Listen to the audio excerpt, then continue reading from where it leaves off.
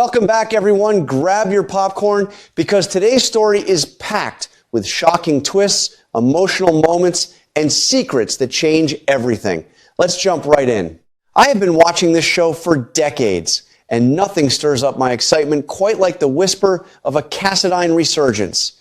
The rumors about two Cassadine men returning this fall have me sitting on the edge of my seat, practically vibrating with anticipation. Hearing that Nikolas Cassadine might be getting an early parole from Pentonville fills me with a complex mix of relief and anxiety. On one hand, I truly believe that his presence brings a necessary, brooding gravity to the screen that we have been sorely missing. On the other hand, the sheer emotional wreckage Nikolas has left in his wake makes me wonder if Port Charles is truly ready. Do you ever feel that same knot in your stomach when a legacy character comes back, knowing their arrival guarantees a storm of emotional upheaval? It breaks my heart to think about how much time Nikolas has wasted behind the cold, unforgiving bars of Pentonville. In my opinion, locking away a Cassadine is like trying to cage a thunderstorm. It only builds up the pressure until something shatters. I evaluate his current situation as a tragic consequence of his own misguided attempts to control his world. But I also see a deeply broken man who desperately needs a path to redemption. The prison walls must feel especially suffocating now that the devastating news of Spencer's presumed death has settled into his bones. Does the agonizing loss of his firstborn son finally provide the ultimate wake-up call that Nikolas has needed all these years to strip away his arrogance and find his true moral compass? My heart aches with a profound, bittersweet hope when I think about Nikolas coming home to reclaim his youngest son, little Ace. We all know that Laura and Kevin have done a magnificent job stepping in to care for that precious boy, enveloping him in stable, unconditional love. However, I firmly believe that a boy needs his father, especially a father who has been stripped of everything else in his life. Nikolas was, despite his many glaring flaws, a man who loved Spencer with a fierce, albeit complicated, devotion. I am absolutely convinced that if given the chance, Nikolas could channel all of his past regrets into becoming the devoted father that Ace needs. Will Laura and Kevin willingly hand over the boy, or are we about to witness an emotional tug-of-war over the youngest Cassadine? The shadow of Spencer's tragic fate hangs over this entire situation like a heavy fog, and it deeply affects how I view Nikolas's impending return. I simply cannot accept that a father's love would allow him to just give up and accept that his firstborn is gone forever. My prediction is that the very first thing Nikolas will do, even before trying to rebuild his shattered life, is launch a desperate, obsessive search for Spencer. He knows better than anyone that disappearing into dark waters does not equal death. I feel a surge of intense anticipation just picturing Nikolas, driven by relentless hope, turning over every stone to find out if Spencer is lying in a coma somewhere. Would you not do the exact same thing, knowing your family's twisted history of resurrections? Let us not forget Nikolas's own harrowing history with supposed death and memory loss, which adds such a rich psychological layer to his current motivations. I remember watching years ago when he vanished, losing his memory and becoming entangled with a woman who delusionally believed he was her deceased husband. When he finally regained his senses and realized he had been kidnapped, the sheer terror he experienced must have left permanent scars. I evaluate his past traumas as the exact reason why he will refuse to believe Spencer is truly gone. He has lived through the nightmare of being lost himself. How could a man who has literally returned from the dead multiple times ever accept a simple police report declaring his son deceased without seeing undeniable proof? Thinking about Nikolas's past inevitably brings my mind to the terrifying moment when Valentin Cassadine callously shot him out of that window on Cassadine Island. That scene is burned into my memory, and the sheer brutality of it still sends shivers down my spine whenever I reflect on their family dynamic. If it had not been for his uncle Victor finding him after those fishermen pulled his broken body from the water, Nikolas would have met a grim end. I feel a deep sense of lingering outrage on Nikolas's behalf, knowing how much agony he endured during those missing years.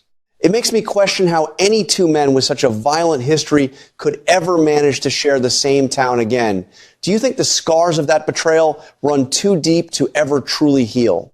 The rumor that Valentin is also making his grand return this fall alongside Nikolas creates a fascinating, explosive dynamic that I simply cannot wait to watch unfold. Valentin is such a magnificent, charismatic rogue. I have always been torn between despising his ruthless methods and admiring his devotion to the people he loves. My personal opinion is that bringing both of these incredibly dominant Cassadine men back to Port Charles at the same time is a masterstroke of storytelling. They are both currently operating from a place of vulnerability, having spent the last few years either on the run or locked away. I evaluate their current standing as the lowest point in the Cassadine Empire's history. Will the shared humiliation of their downfalls finally force them to realize they are the only family left? This brings me to the most burning question of all. Will Nikolas and Valentin engage in a vicious war for control of the family business, or will they shock us all by joining forces? I genuinely worry that their massive egos and deep-seated paranoia will drive them to sabotage each other, destroying whatever is left of their legacy. However, a part of me feels a thrilling spark of hope that they might actually sit down and decide to bury the hatchet. Imagine the sheer power of a united Cassadine front, with Nikolas's strategic mind and Valentin's cunning working together. My prediction is that they will start off circling each other like wary wolves before a common enemy forces them into an alliance. Would it not be satisfying to see them rebuild their fractured family into something stronger? Any discussion about the Cassadines inevitably leads to the dark, imposing silhouette of Windermere, and my feelings about that castle are incredibly complicated. Currently, Jens Sidwell has his hands on the property, and frankly, it boils my blood to see an outsider occupying the ancestral home that holds so much of our show's history. I evaluate Nikolas's initial claim that he only cares about Ace and does not care about reclaiming Windermere as a temporary, grief-induced delusion. A Cassadine without their castle is like a king without a crown. I strongly believe that once Nikolas secures his relationship with Ace, his attention will inevitably turn back to Spoon Island. Do you really think a man with Nikolas's immense pride could ever let a stranger sleep in the halls where his ancestors ruled? Reclaiming their empire will not be a simple matter of walking through the front doors, and the looming legal battles have me feeling incredibly anxious for them. Right now, Cassadine Industries is locked up tight in a trust surrounded by miles of legal red tape that would give even the best lawyers a massive headache. I evaluate this situation as a necessary hurdle, a crucible that will test just how committed Nikolas and Valentin are to securing a future for their children.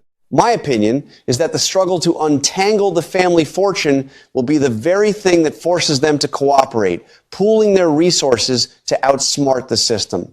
It is going to take an immense amount of effort and patience to regain control. Are we about to witness the most intense corporate warfare Port Charles has seen? We absolutely cannot talk about the surviving Cassadines without mentioning their fiercely independent cousin, Alexis Davis, who always provides such a wonderful moral contrast. I have always admired Alexis for her relentless determination to distance herself from the toxic, criminal elements of her heritage, striving to be a force for good. My heart goes out to her because I know that the moment Nikolas and Valentin return, they are going to try to drag her right back into their chaotic orbit. I predict that Alexis will want absolutely nothing to do with their schemes to reclaim Windermere or Cassadine Industries, firmly rejecting any invitation to join their crusade. Will Alexis remain the staunch voice of reason from the outside, or will the irresistible pull of family loyalty draw her back in? Ultimately, when I sit back and reflect on all these swirling rumors, my deepest emotional investment lies in the future of the Cassadine children. Both Valentin and Nikolas have brought innocent lives into this world, and my greatest hope is that they can somehow break the generational curse of violence and sorrow that has plagued their bloodline. I desperately want to see Nikolas hold little Ace in his arms and make a silent, unbreakable vow to be the father that Spencer always deserved. I evaluate this upcoming fall season as a critical turning point, a final opportunity for these aging men to leave behind a legacy of love rather than fear. It fills me with a warm excitement to imagine a future where the family is known for unity. Do you share my hopeful vision, or are the shadows of their history too dark?